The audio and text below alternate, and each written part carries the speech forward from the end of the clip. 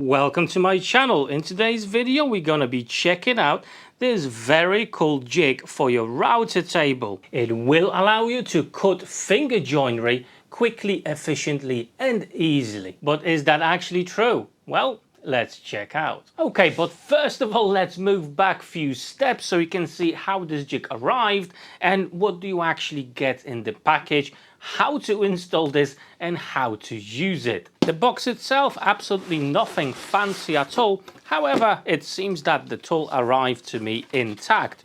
You do have a bit of a manual here, which is always helpful, and the jig itself. Now I must say this is really quite hefty, and ENJOYWOOD does usually produce some very good quality items, and this is definitely it. It seems to be very well made, and on top of it you do get few accessories as well, and even a sacrificial MDF board. With this jig you've got 3 pins, 1, 2 and 3. One is already installed there. Now these are mounted with some screws, and this one in particular is 3/8. You also get a 1/4, and the one that's installed inside, that's 1/2 inch. You've got the dust extraction housing and port over here as well. There's 2 ways you can actually mount this on your router table. You do get these 2 guides that fit on a T-track. In this case, well, the T-track you're looking for needs to be at least 19 millimeters wide. On the back of the jig you've got 2 slots, and simply you just put that guide in one of those slots, washer,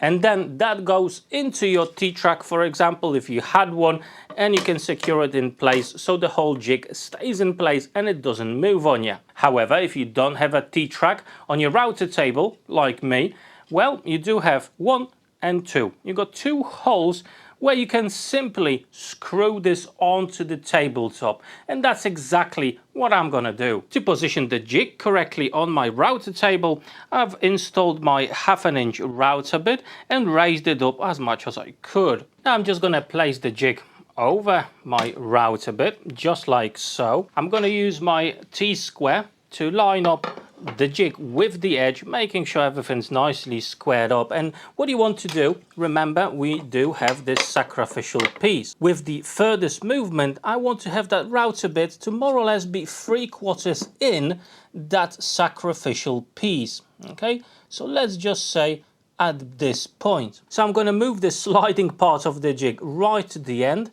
and now I'm just going to shift the jig slightly so I can see 1/3 of my router bit. The next thing you need to think of is the positioning of the jig, i.e. the stopper here, in correlation to the router bit. I would be aiming between the edge of the blade and the spacer to be to the size of the spacer, in my case 1/2 inch. If you do want to have that look where all the fingers are exactly the same, well, you do have the ability to actually set this jig up so you will get that result. I think for me this will be absolutely fine. To make sure that the jig doesn't move on me as I'm securing it with some screws, I'm just going to use my clamp to clamp it down. As the openings are quite large, I'm going to be using a washer on my screws as well.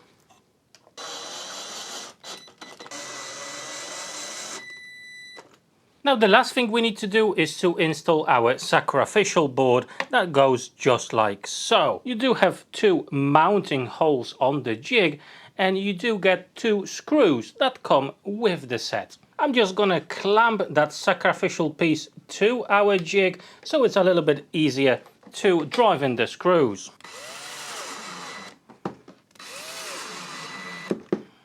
And that's it, our jig is fully installed and ready to use. Now to make sure that everything works correctly, I'm actually going to utilize the sacrificial piece and cut into it to see if the whole operation is fine.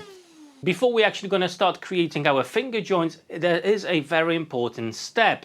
Let's head over to the pieces of timber as we need to mark them correctly so we do get interlocking finger joints. Now, one of the key elements that we need to talk about is marking your pieces correctly.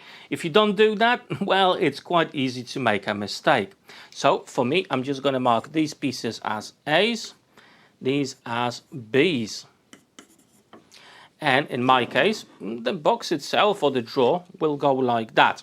Okay, so we've got top, top, and to help us out a little bit, well, I'm just gonna put some marks right to the end, top and bottom. The next thing that you need to set up is the height of your router bit. Okay, so it needs to be as high as the thickness of your timber. For that, I would use calipers to make sure it is correct.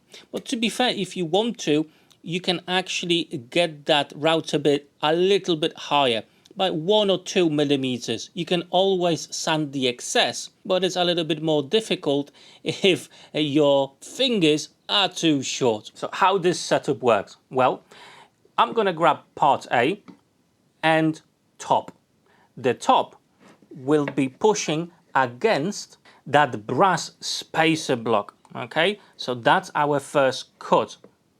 In my case, I'm actually going to be using a clamp as well to hold everything down. It just gives me greater stability. When the first plunge is done, do not go back on yourself. Okay, leave it at that, remove the piece of timber and then go back. Why? Well, with router bits, there's always a possibility that that groove will get a little bit bigger as you do additional passes, and you don't want to have that when you're doing finger joints. Okay, remember, very important. And then just shift that piece over the spacer block and continue to the end.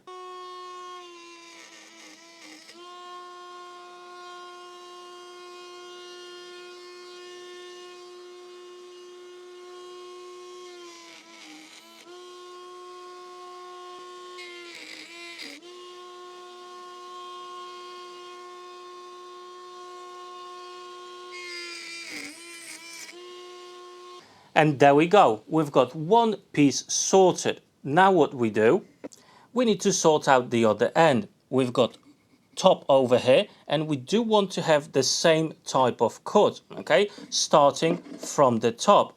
So I'm just gonna flip it like that and make the cuts in the exact same way.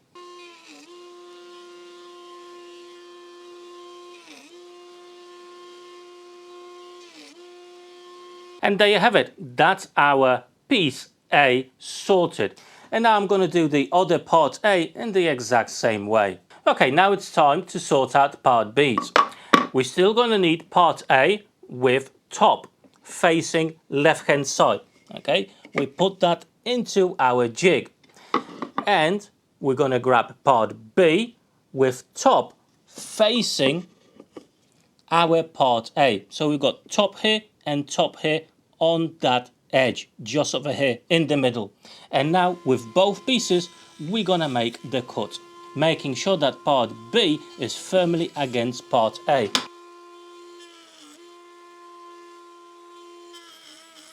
And to sort out the other side of the part B, it's the exact same way. So again, part A with top going like so, and now the part B, the top, needs to be facing that top edge from part A, just like that, and just carry on with the motion until everything is cut. Okay then, so you've seen how to position your jig on your router table, how to use it, how to assemble it, and how the process goes with cutting each single board and how to mark them up. However, before I'm going to show you the results of what type of joinery we managed to create with this, well, I do wonder if you notice a bit of a problem with this jig. Now, the whole concept of this seems to be very, very good, and the whole process is easy and simple to follow. However, well, the runners here, they are very thin, and what tends to happen check that out, how much left to right movement there is. Okay, there's tons, and due to the nature of this type of router bit, well, it does have some forces and it will pull you left to right depending on what fiber of the wood is catching on. And check this out, there's so much movement in here. So I'm not sure if I actually do have a faulty product, and in normal circumstances there is no movement and it just slides front to back perfectly. As you've seen, mine doesn't. There's a ton of movement left to right. We did manage to cut everything out, and from far away it seems to be quite alright. But check out those gaps. In this type of joinery, well, you don't want to have a massive gaps like that. So let's take this jig apart and see if there are any glaring issues when it comes to those runners. I think they should be a lot thicker, a lot bigger for this to work correctly. But hey, maybe there is something wrong underneath. Maybe there's something damaged. So let's check that out. There you go, that's how it looks like underneath, and there's nothing wrong, everything is neatly secured.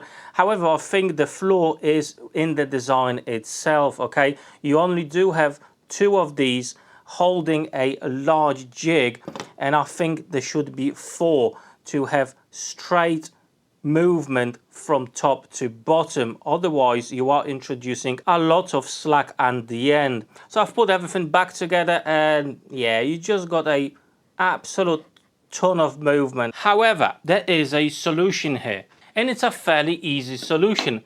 Put two pieces of timber or anything that does have straight edge, mount this to your router table so this will not have the ability to move left to right, and then you're gonna have nice, straight and perfect cuts each time. However, in my opinion, a tool should work without the necessity of, well, fixing it in a way. So I do want to ask for your help. Maybe there's something that I'm doing wrong. Let me know down below in the comments. If you already do have this jig, well, let us know if it's a common issue.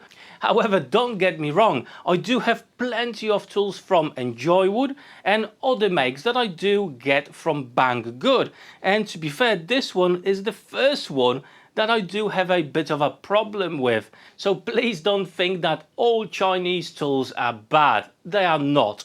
There is definitely something going on here, but in general, they do make very good quality tools. But hey, there you have it. That's my honest experience with this tool, like with any other tool that I do review on my channel. So you can always be certain that what you see on my videos, that's what it is in reality.